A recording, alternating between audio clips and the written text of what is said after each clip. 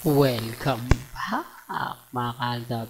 Ito na naman po ang inyong lingkod, si Mr. Destiny at panibagong update na naman po tayo. Ito ngayon ang pinaka-latest at talagang pinag-uusapan na naman po mga kaaldab, si Mr. and Mrs. Paul Corson. Grabe nga po raw yung momentum ngayon o yung pagkaka-blooming ni Main Paul Corson. Marami na naman po natuwa, marami na naman po ang mga taong kumbaga tumututok lagi kila Mengay at kay Alden Richards. Siyempre tayo na naman po yung laman ng topic po nila. Bagamat marami pong mga cut din ang nakikisawsaw po, pero ang Alden pa rin naman po talaga ang nangunguna. Pansin niyo po ba yung kasuotan ni Mengay? Di po ba? At yung singsing na suot niya? Yan po yung mga simpleng update lang. Simpleng pahayag ni Mengay. Although hindi po pinapansin yan ng mga ilang kritiko natin, sinasabing normal lang kasi kay Mengay yung maraming singsing, normal lang daw po kay Mengay yung mga bagay-bagay na lagi ko naman sinasabi, lagi ko naman pong pinapaliwanag. Sabi ko nga po sa inyo dito po sa channel ni Mr. Destiny, talagang marami po tayong makikuha. Marami po tayong mapapanood at syempre mapapakinggan kapag lalo na po kapag nakatutok po kayo kay Mr. Destiny. Di po ba? Ito yung pinaka-post ni Alden na kung saan mayroon pa pong kasunod yan.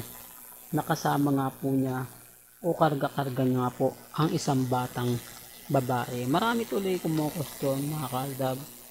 Marami tuloy nagtatanong na bakit daw po si Main si Alden madalas nga po raw na laging nakikita sa Bulacan at si Alden Richards naman po bakit laging may kasamang bata, parang may mali ata, parang hindi ata maganda yung mga nangyayari kay Alden dahil pinupush nga po raw ng fandom na baka magpakilala na o ipakilala na ni Alden Richards si Baby Teo na siyempre nakakatuwa po to.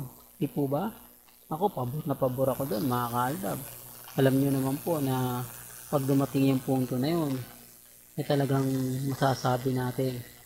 At siyempre, kumbaga ikasisiya po talaga natin. Ako kapag nangyari 101% na bubuhos po yung saya, bubuhos po yung sigla. Hindi po ba? Bagamat maraming mga sasabihin sila, ako okay lang po yan. Kasi hindi naman po ako magpapa-apekto Dahil pumapabor po sa ating sitwasyon.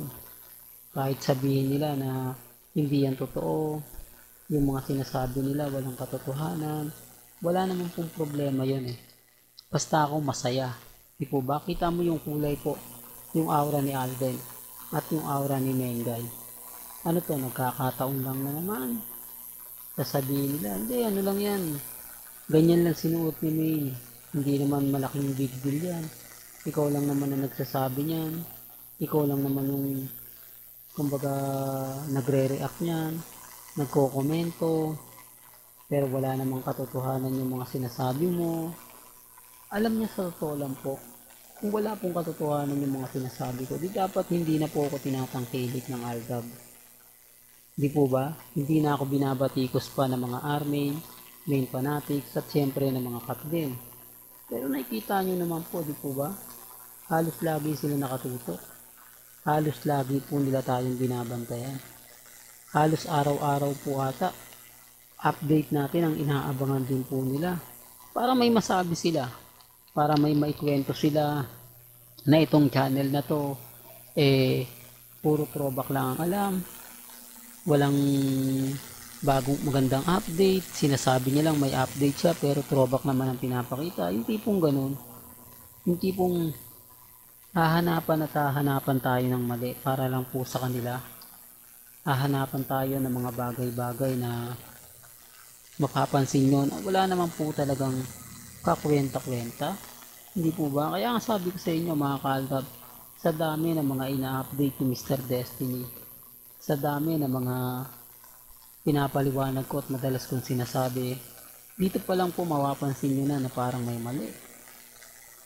Hindi, real talk to mga kaaldab. Kasi ako paulit-ulit ko naman pong pinapaliwanag to. Paulit-ulit naman po tayo nagbibigay ng mga komento. Lalo na po sa mga taong madalas bumibisita sa atin, madalas nagbabantay sa atin. Hindi po ba? Hindi, real talk yan mga kaaldab. Remind ko lang po for the record lang po, sa mga admin po na nagpapakalat po ng maling impormasyon, wag po kayo maniniwala doon. Wag po kayo maniniwala na si Alden Richards yung tinutukoy po. Hindi po si Alden Richards po ang taong sinasabi po nila. Inis lang po sila mga kaaldab, kaya nila ginagawa yan. Affected lang po sila, kaya gumagawa po sila ng mga issue. Kasi hindi naman po talaga tayo magawa ng mahanapan ng butas. Yung tipong, kumbaga kahit balibalik na rin nila yung sitwasyon, tayo pa rin yung nangingibabaw. Tayo pa rin po yung pinag-uusapan, at syempre, tayo pa rin po ang pinagpepiestahan. Real talk yan mga kaaldab, kaya nga po ang daming mga nagtatanong sa atin. Ang daming, kumbaga, nagsasabi na, Mr. Destiny, fake news yan. Di po ba? Puro fake news daw po tayo. Pero kita nyo naman po, mas marami nagmamahal po kay Mr. Destiny. Mas marami yung taong, kumbaga, sumisimpatya po sa akin. Kaya kung fake news po tayo, sa tingin nyo, hindi, real talk po, sa tingin nyo po mga kaaldab, pupuntahan po ba tayo? Bibisitahin ba tayo? Siyempre hindi, kasi alam naman po nila fake news lang tayo. Pero hindi po ganun ang pinupunto. Hindi po ba? Gaya nga po ng OOTD ni Mengay. Pansin nyo? Yung mga kaganapan. Galing din po kay Mengay po yan. Hindi ko po yan inedit. At yung suot po ni Alden Richards, hindi ko po yan binago. Lahat po ng mga napapanood ninyo, nakikita po ninyo, galing po yan sa dalawa. Kaya hindi po pwedeng nagkataon lang. Sinasadya po talaga yan ni Main Paul Quezon. Yan lang naman po kasi yung po pwede niyang sabihin. Yan naman po kasi yung po pwede niyang gawin para lang po sa Aldab Nation. Para lang po tuluyan tayong, kumbaga, makipaglaban. Yung tipong hindi tayo nawawala ng pag-asa.